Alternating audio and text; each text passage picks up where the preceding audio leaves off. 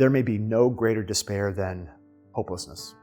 No possibility of improvement, incapable of better, no sight of solution, resolution, or accomplishment. Hopeless. We can get through almost anything when we believe that something can pass, there is something around the corner, and this is the dark before the light.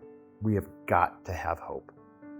Psychologist Judith Rich writes, "Hope is a match in the dark, a moment of light just enough to reveal a path ahead and ultimately the way out. Hope is looking forward with the belief that we can act to make it better in time." As a clinician, a teammate, a leader, a friend, a mother, a father, a parent, we must be champions and voices of hope, even when it's profoundly difficult to do so. I can't tell you how many conversations I've had with exhausted clinicians and healthcare leaders, and I ask them, tell me how your culture has changed over these past 2 years.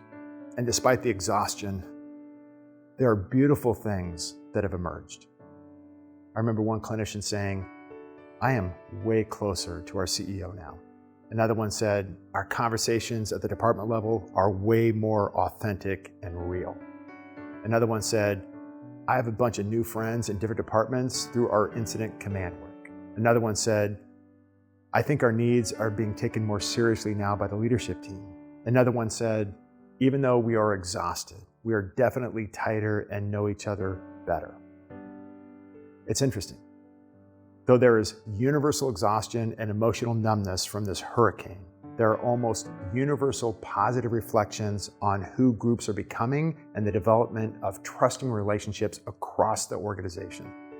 So what do we do to seize hope for ourselves and those around us when we are immersed in such profound challenge right now? Here are 3 actions to think about and to consider with the people around you to signal hope.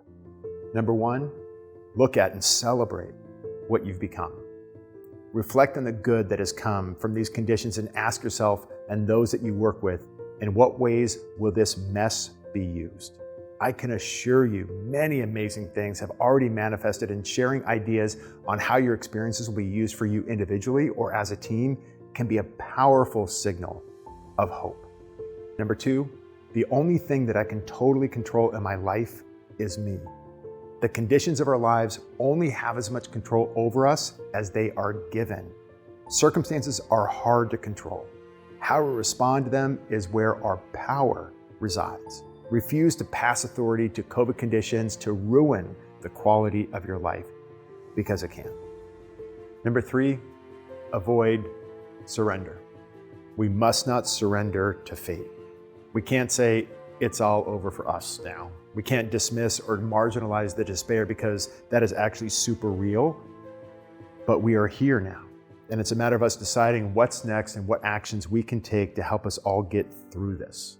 Conversations of hope are better together with those that you work beside, your battle buddy, your friends, and people close in your life. Hope is essential for the human condition. Without it, life itself can become paralyzed. I know hope is super hard right now.